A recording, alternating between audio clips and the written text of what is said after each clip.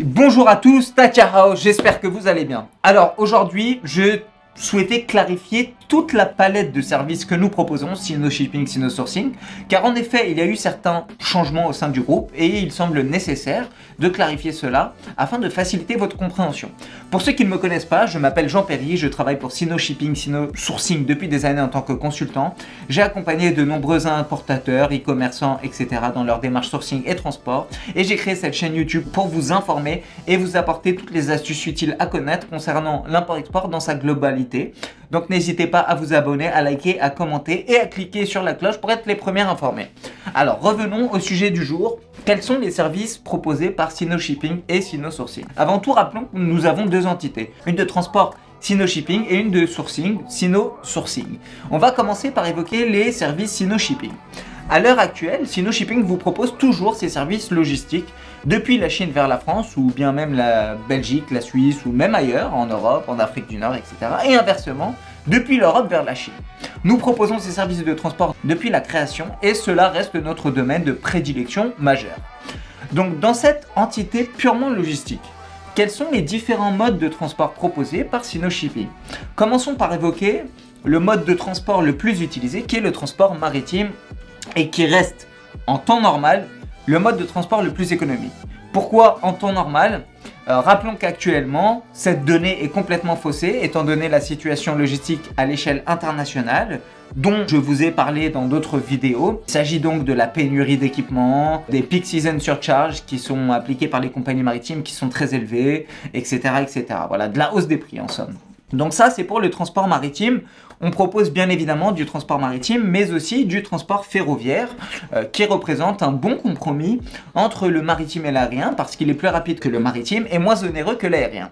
Néanmoins, la situation actuelle affecte également les prix du transport ferroviaire de manière assez significative.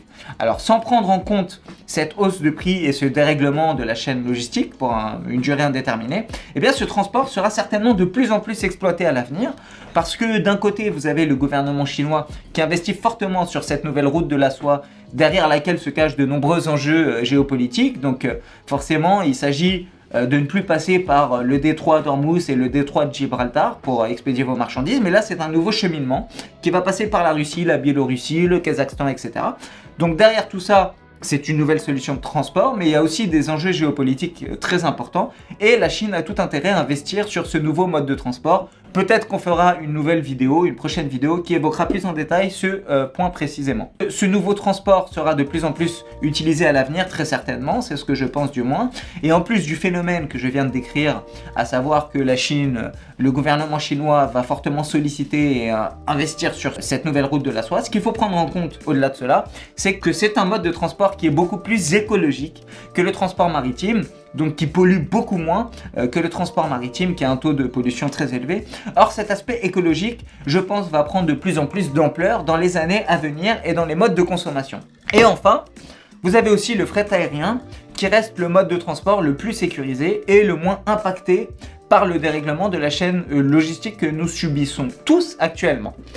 En annexe, on propose aussi du transport routier, mais bon, c'est beaucoup plus rare, ça reste marginal et c'est vraiment si vous voulez, le mode de transport le moins utilisé que tous ceux qu'on vient d'évoquer. Mais bon, vous pouvez toujours nous contacter pour des prestations de transport routier uniquement. Donc, sur tous ces modes de transport, nos équipes sont capables de vous proposer des prestations porte à porte, incluant toutes les étapes du transport. Cela est notamment dû à la répartition des équipes SinoShipping à travers les deux continents, en Chine et en France, ou même ailleurs. Alors, on en arrive au point. Où sommes-nous? Où sont les équipes SinoShipping? On va juste vous faire un petit rappel, on va pas s'attarder, mais concernant nos équipes chinoises, eh bien, nos équipes sont situées dans les plus grands ports, les aéroports ou même les stations de fret ferroviaire, ce qui nous permet d'avoir une maîtrise complète de la logistique sur le territoire chinois. Que vos marchandises soient au plein cœur de la Chine, à Chengdu, au Chongqing ou n'importe où ailleurs, eh bien nous serons tout à fait à même de récupérer vos marchandises et de les acheminer vers le port, l'aéroport ou la station de départ contenu. Nous pouvons donc récupérer vos marchandises à l'endroit de votre choix en Chine pour les expédier vers le lieu de destination finale de votre choix aussi. En d'autres termes, Vous pouvez acheter vos marchandises en EXW et nous ferons le nécessaire pour procéder à la mise à FOB, ce qui sous-entend que nous ramasserons les marchandises et en plus de cela procéderons à toutes les charges export requises pour l'exportation de vos marchandises. Donc il s'agit là de déclaration en douane, de taxes portuaires, de documentation, etc. Précisons par la même occasion que ces services concernent tous les modes de transport, donc le fret maritime, le fret ferroviaire, le fret aérien, même le transport routier. Et nous sommes tout à fait aptes à vous livrer partout en Europe, mais aussi ailleurs, en Amérique du Nord par exemple, via le mode de transport de votre choix, hormis le ferroviaire bien évidemment. Ça concerne la partie chinoise. Concernant la partie européenne, nous avons aussi des équipes qui sont réparties dans les plus gros ports et aéroports européens, ce qui nous permet de vous proposer des solutions de transport clés en main, avec une prise en charge totale du transport qui va du ramassage des marchandises jusqu'à la livraison finale et tout cela incluant bien évidemment la liquidation en douane, donc facture TVA, droit de douane et toutes les autres formalités requises. Maintenant que l'on a vu tous les modes de transport que l'on peut proposer et notre position géographique, nous allons évoquer un peu plus en détail chacun de ces services pour voir quelles sont les différentes options envisageables dans chaque type de fret. Alors, pour le transport maritime, quelle est la palette de services que nous pouvons proposer? En fait, nous pouvons proposer tous les services existants, du plus commun au plus rare, à quelques exceptions près, on y reviendra dans quelques instants. Bien évidemment, on peut proposer du LCL, donc c'est Less Than Container Load, donc c'est du groupage maritime, qui est en général plus adapté pour des volumes qui vont de 1 à 15 mètres cubes, mais on peut aussi proposer du conteneur complet, du 20 pieds, du 40 pieds, du 40 iCube, et au-delà de cela, si vous voulez du transport réfrigéré par exemple pour les marchandises alimentaires ou tout autre transport maritime qui nécessite des services particuliers, par exemple un transport de véhicules avec un conteneur Flatrat, etc. Donc ces services ils peuvent être proposés en porte-à-porte ou bien en port-à-porte selon l'incoterm de votre choix, EXW ou FOB. Nous pouvons aussi proposer des services de dédouanement uniquement si un autre prestataire, que ce soit le fournisseur ou le transitaire que vous avez choisi, vous propose une prestation de fret uniquement. Nous pouvons donc vous proposer le dédouanement. Donc en général, là, vous aurez acheté en CFR ou en CIF. Mais bon, comme évoqué dans de précédentes vidéos, le cas échéant, vous ferez face à des frais de dégroupage assez élevés, face auxquels nous ne pourrons rien faire.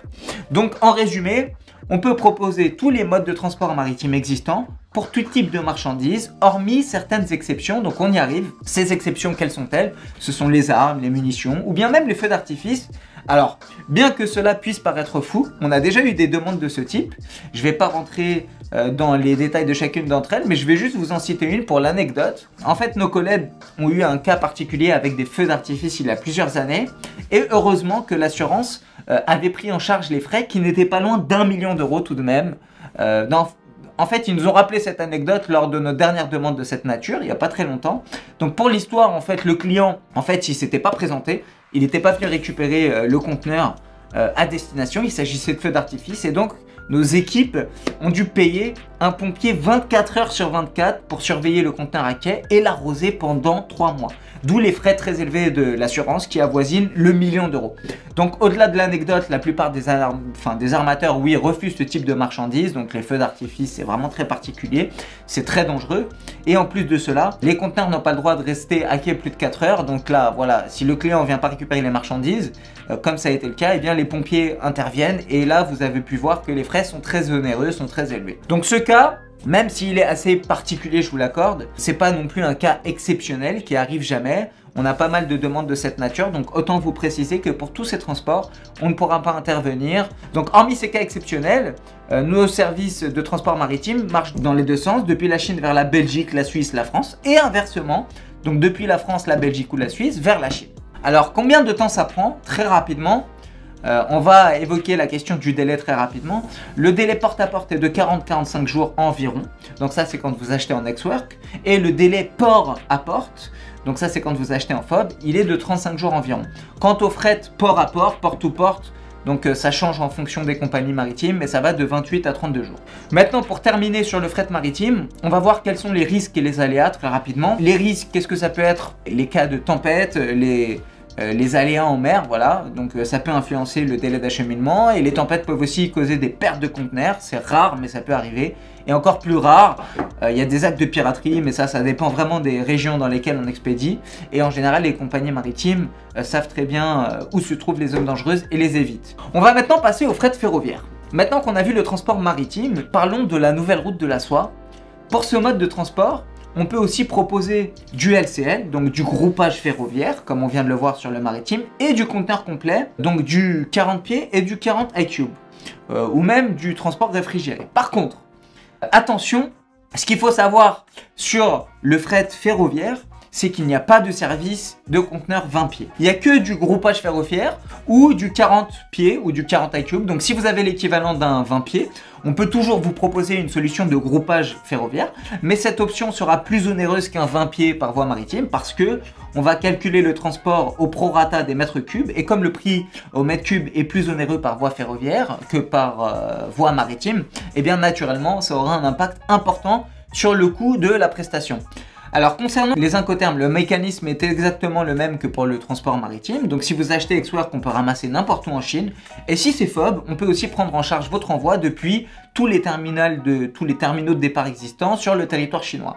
La différence avec le transport maritime repose sur les points de départ et leur position géographique. Donc les principaux terminaux de départ en Chine, vous avez Wuhan, Chengdu, Guangzhou aussi, etc. Mais c'est pas du tout les mêmes points que les ports, hein. Forcément c'est au cœur du territoire chinois. Et les différences reposent aussi sur le point d'arrivée des marchandises en Europe. Eh bien ces points d'arrivée ne sont pas en France, contrairement au fret maritime où il y a Le Havre et Fos-sur-Mer. Et c'est ce qu'on va voir dans un instant parce que la question du dédouanement est différente. Alors comment ça marche ? Pour tout ce qui concerne le groupage ferroviaire, le point d'arrivée, du moins pour Sino Shipping, c'est Rotterdam ou Anvers. Donc en fait, le dédouanement, il va se faire sur place. Et une fois que le dédouanement sera terminé, la livraison se fera depuis Rotterdam jusqu'à votre adresse de livraison finale. Et cela sera fait par voie routière. Pour le conteneur complet, les points d'arrivée sont différents. Donc c'est soit Duisbourg, soit Hambourg. Et la livraison, de la même façon que pour le groupage, eh bien, se fera depuis ce point de transit jusqu'à votre adresse de livraison finale. Maintenant, quelles sont les différentes options de dédouanement existantes pour le rail? Si cette vidéo vous plaît et que vous êtes concerné par la thématique de l'import-export, du sourcing en Chine, du transport et de tout ce qui touche à cet univers, je propose une formation unique pour vous apprendre à sourcer. Vous faites de l'import-export classique, du e-commerce, du dropshipping avec la Chine. Cette formation vous dévoile toute la méthodologie pour sourcer pas à pas et surtout pour optimiser vos marges qui se cachent en Chine et nulle part ailleurs. Ce programme est adapté aux débutants et aux plus confirmés qui souhaitent optimiser la rentabilité de leur business. Nous parlerons de tout ce qui touche le sourcing et le transport, où sourcer en Chine, quelle documentation utiliser, comment négocier, comment gérer le réapprovisionnement à travers un process automatisé, comment sécuriser ses achats, comment faire l'audit, le contrôle qualité, le transport et bien d'autres encore. Tous ces points seront abordés dans les détails et vous permettront de vous sécuriser dans le cadre de vos relations commerciales avec vos fournisseurs, mais surtout d'optimiser vos marges. Enfin, rappelez-vous d'une chose et brisons ce mythe une bonne fois pour toutes. Vous pensez que c'est vous qui choisissez le fournisseur en Chine, mais c'est l'inverse. Faites le pas de vous former et d'inverser ce rapport de force pour des relations commerciales saines et surtout très rentables. Quelles sont les différentes options de dédouanement existantes pour le rail? Et c'est là que j'aimerais attirer votre attention pour bien comprendre le fonctionnement et surtout la différence entre le rail et le maritime. Pour le dédouanement, vous avez deux options différentes de ce que l'on peut avoir sur le maritime ou même l'aérien. La première option, c'est d'opter ou de procéder plutôt à un T1 au point d'arrivée Rotterdam par exemple ou Anvers et de procéder au dédouanement final en France. Alors qu'est-ce que le T1? Le T1 c'est une procédure douanière qui va vous permettre de suspendre les droits de douane et toutes les autres taxes applicables jusqu'à ce que les marchandises parviennent à leur lieu de destination finale convenu. Donc cela vous permet en fait de circuler sous douane en Europe du point d'arrivée du train jusqu'au pays de destination finale que vous avez convenu. Voilà. Donc ça c'est la première option qui est donc de procéder à un T1 au point d'arrivée et de procéder par la suite au dédouanement final en France. La seconde option, elle consiste elle à procéder à un dédouanement fiscal au point d'arrivée. On va prendre le même exemple, Rotterdam. Donc là, vous avez un dédouanement fiscal à Rotterdam. Alors le cas échéant, les droits de douane seront payés lors du dédouanement au lieu de dédouanement à Rotterdam. Et en fonction du pourcentage, donc des HS codes qui sont relatifs si vous voulez, qui découlent des HS codes du pays. Et la TVA quant à elle, elle sera reporter et payer en France ou en Belgique, peu importe, en gros dans votre pays de livraison finale. Donc vous avez la possibilité de choisir l'option de votre choix dans le cas d'une importation pareille, c'est à vous de choisir. Alors maintenant concernant le délai d'acheminement. Quel est le délai d'acheminement? Le délai porte-à-porte, ça dépend des compagnies ferroviaires, mais on va prendre une fourchette assez large. On va dire que c'est de 23 à 30 jours en général, ça dépend vraiment des compagnies et des conditions climatiques. Mais ce délai est néanmoins impacté par la situation actuelle qui fait que les délais sont rallongés et qu'il y a des congestions importantes dans les points transfrontaliers comme en Russie, etc. Voilà, on l'a déjà évoqué dans de précédentes vidéos, mais il y a un dérèglement majeur de la chaîne logistique qui concerne aussi le fret ferroviaire. Donc le délai station à station, c'est de 15 jours environ. Maintenant, on va évoquer rapidement les risques. C'est assez différent du fret ferroviaire. En fait, les risques, ils sont liés aux conditions climatiques. Pourquoi ? Parce que le train, il va passer par la Russie, le Kazakhstan, la Biélorussie, etc. Et quand vous expédiez l'hiver, il se peut que le rail gèle, ce qui peut avoir un impact sur les délais d'acheminement et retarder en fait votre transport. On en arrive maintenant au transport aérien. Alors ici encore, on peut proposer des prestations porte-à-porte avec des points d'arrivée et des points de départ multiples. Ce mode de transport est aussi envisageable en fonction de votre volume, qu'il soit du plus petit au plus gros. Et on peut expédier depuis tous les aéroports chinois et dédouaner dans les aéroports principaux français, belges ou suisses. Pour les aéroports français, on propose des services de dédouanement dans les aéroports suivants. Lyon, Lille, Strasbourg, Toulouse, Paris et Marseille. Et pour tout ce qui concerne les aéroports européens, on peut dédouaner dans les principaux aéroports en fonction de votre position géographique. On choisira bien évidemment l'aéroport le plus proche pour minimiser les coûts de livraison et donc optimiser les coûts de votre importation.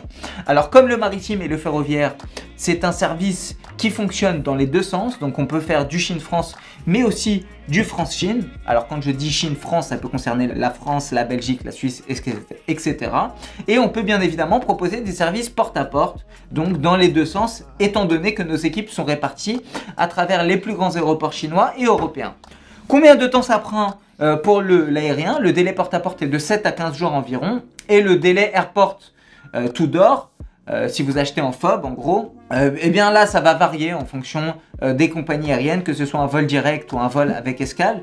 Donc voilà, ça dépend, mais c'est une petite semaine en général, donc il faut prendre en compte la compagnie aérienne, voir si c'est un vol direct ou si c'est un vol avec escale, et cela va avoir un impact sur le délai d'acheminement et le délai de la prestation en porte-à-porte. Donc c'est vraiment le mode de transport le plus rapide, donc grosso modo on peut compter 7 à 12 jours pour le transport porte-à-porte par voie aérienne. Très rapidement, quels sont les aléas et les risques du transport aérien? Alors de loin, c'est le mode de transport le plus sécurisé pour tous les modes de transport, et c'est le plus sécurisant pour vos marchandises et aussi le moins exposé aux aléas météorologiques, etc. Donc c'est vraiment le mode de transport le plus sécurisé mais le plus onéreux. Alors maintenant que vous avez vu tous les services que l'on peut vous proposer, du moins on a survolé tout ce qui concerne le fret aérien, le fret ferroviaire et le fret maritime. Maintenant, la question que beaucoup d'entre vous se posent, c'est est-ce que tous ces services logistiques sont applicables pour les vendeurs Amazon? Donc pour livrer les entrepôts Amazon, alors la réponse est oui. Néanmoins, les envois Amazon, les livraisons Amazon demandent certaines informations très précises et qu'il faudra que vous nous envoyiez pour que l'on puisse vous proposer une solution optimale, un service adapté. Alors le premier élément pour les envois Amazon, c'est que vous devez avoir un numéro de commande, une référence de commande Amazon pour que le transitaire en charge puisse prendre rendez-vous sur la plateforme Carp. Le deuxième point, vous devez nous envoyer les conditions de livraison requises par les entrepôts Amazon. Attention, cela varie en fonction des différents entrepôts Amazon et ça peut concerner l'emballage, la dimension des palettes, l'étiquetage, etc. Donc je vous invite à lister ces exigences qui seront différentes en fonction des entrepôts Amazon. Le troisième point, c'est que la prise de rendez-vous se fait au moins 24 heures en avance, donc il faut vraiment que vous envoyiez toutes les informations le plus tôt possible.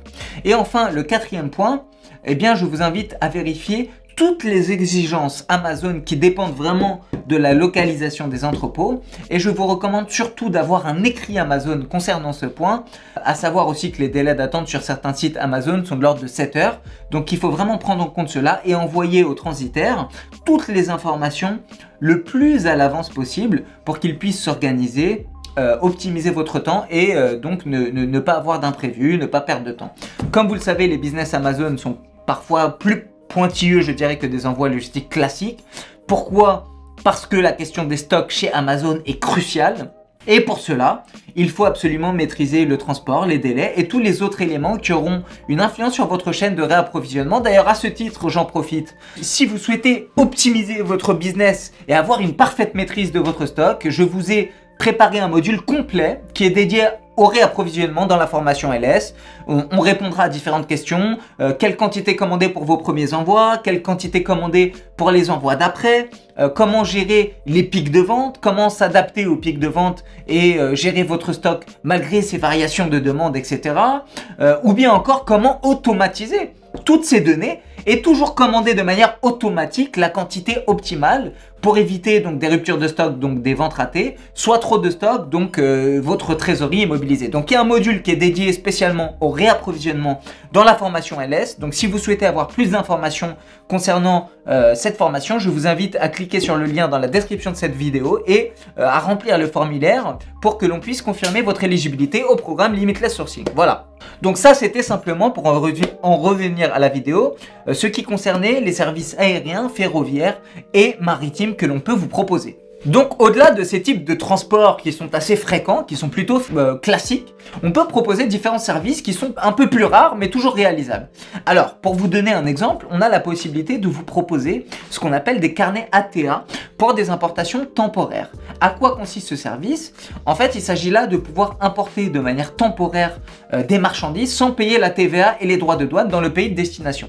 Donc ce type de prestation peut concerner différents types d'événements, peut être adapté à des foires, des salons, des expositions, etc. Et l'avantage, c'est de ne pas être soumis aux droits de douane et à la TVA pour des importations temporaires. Justement, vous allez par exemple participer à un salon en Chine ou en France, vous importez depuis la Chine des marchandises par exemple, pour un salon en France, et bien au lieu de vous faire payer la TVA et les droits de douane, sachant que vous allez rapatrier vos marchandises par la suite, et bien le carnet ATA vous permet d'éviter justement ces frais, donc c'est une option qui vous permet d'éviter la TVA et les droits de douane tout simplement. Maintenant qu'on a à peu près fait le tour des services classiques de transport que l'on propose, j'aimerais insister sur un point et clarifier la différence entre le transport classique et le transport type courrier express qui vous propose des prestations TTC.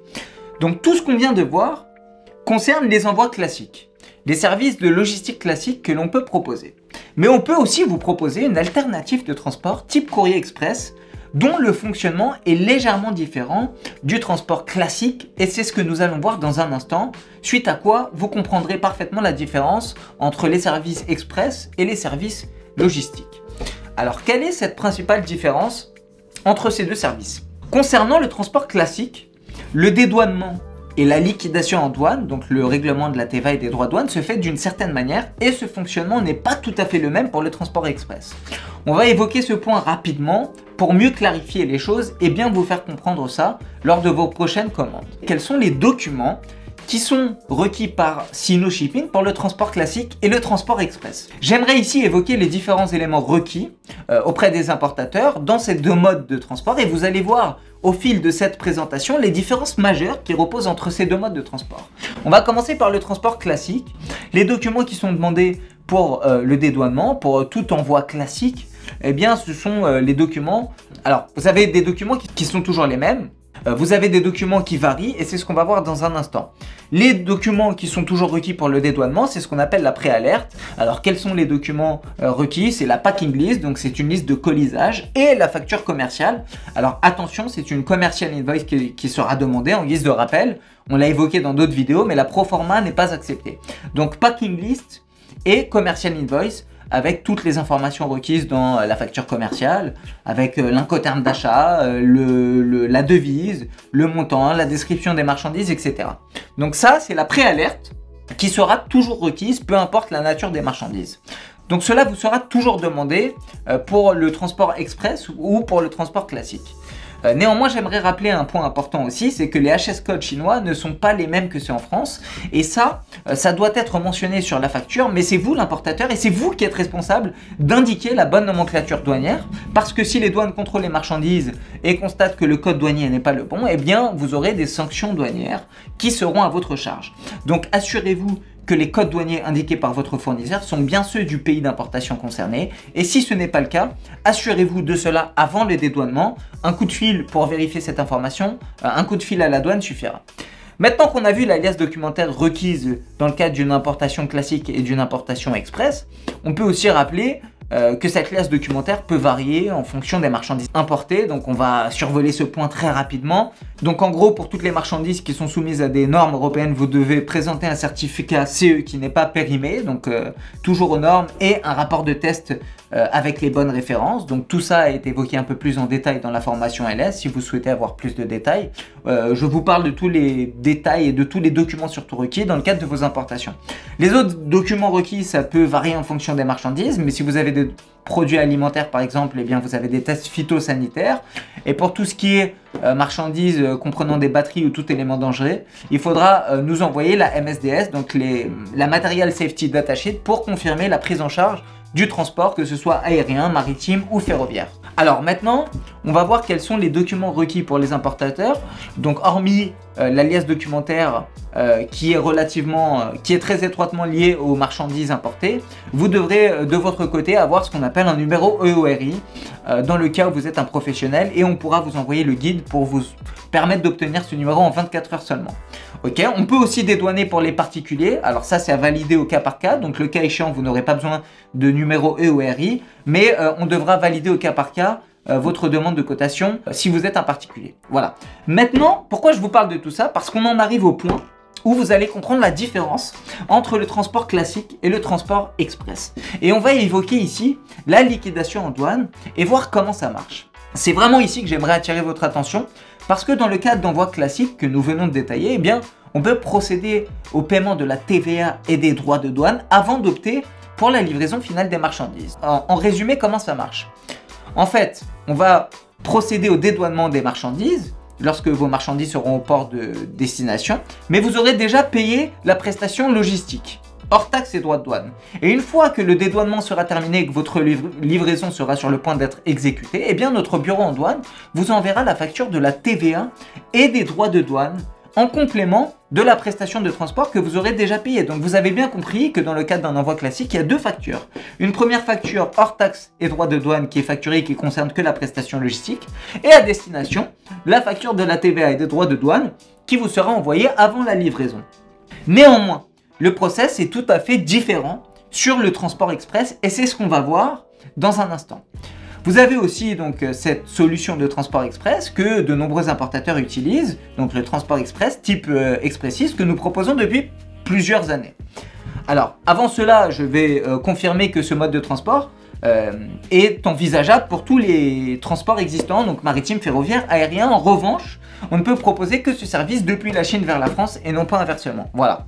Donc par ailleurs, cette alternative présente certaines exigences pour que l'on puisse vous proposer cette prestation. Donc contrairement au transport classique où les palettes, les caisses, etc. sont préconisées, et bien là pour le transport express, nous n'acceptons que les cartons dont les dimensions n'excèdent pas 70 cm, hauteur, longueur, largeur, et 20 kg de poids unitaire. Voilà, donc toutes les palettes, les caisses et les autres emballages volumineux ne seront pas acceptés. Donc maintenant on en arrive au point de la facturation, et c'est là où vous allez voir la différence sur le transport classique, entre le transport classique et le transport express. Donc pourquoi ce mode de facturation est différent? Donc en fait, contrairement au transport classique, vous avez deux factures, et bien pour le transport express, on va vous facturer toute la prestation en une seule fois.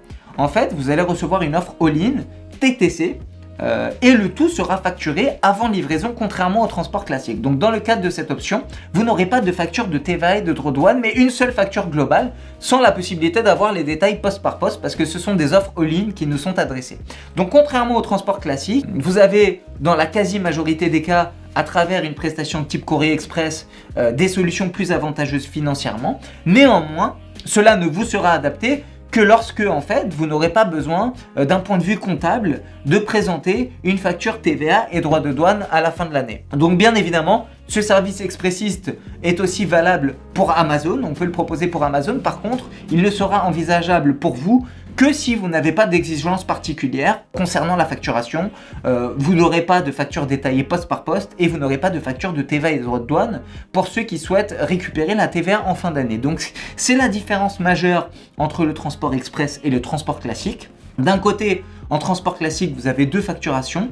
Donc vous avez le détail poste par poste, et on vous facture dans un premier temps le transport, et par la suite le bureau en douane vous envoie la facture de la TVA et des droits de douane.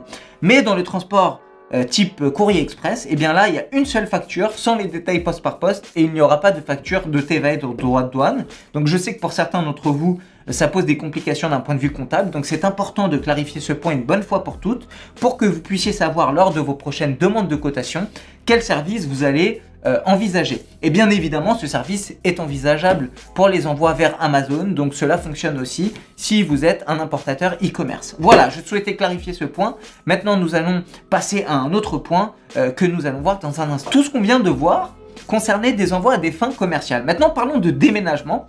Mais on propose aussi des envois pour des effets personnels, donc des déménagements depuis la Chine vers la France ou inversement. Alors pour les déménagements en Chine, les effets personnels sont vraiment soumis à des mesures très particulières, très strictes. Donc ça dépend, ça varie en fonction de la région d'importation. Les règles d'importation sont vraiment très strictes. Et pour vérifier en fait toutes ces règles, il nous faudra une packing list détaillée et valorisée, ainsi que l'adresse de livraison en Chine. Parce qu'encore une fois, la Chine étant un territoire immense, et bien les procédures à l'importation varient en fonction des régions d'importation. Donc vous pouvez, pour toute demande de déménagement, soumettre vos demandes de cotation sur le formulaire en ligne et nos équipes seront ravies de vous indiquer les démarches requises pour votre déménagement. Voilà, donc tout ça, ça concernait les services Sino-Shipping et leur fonctionnement. Donc pour tous les services de transport que vous avez besoin, eh bien vous pouvez nous contacter à travers le site internet et le formulaire gratuit que nous avons mis à votre disposition. Tous nos conseillers sont francophones, qu'ils soient en Asie ou en France. Ils seront ravis d'écouter vos besoins et ils seront ravis de vous accompagner dans vos projets en vous proposant des solutions optimales. Donc n'hésitez pas à faire appel à ces conseillers, à partager vos attentes et ces mêmes conseillers seront ravis de vous proposer une solution en ligne à vos besoins et une solution intéressante financièrement, bien évidemment.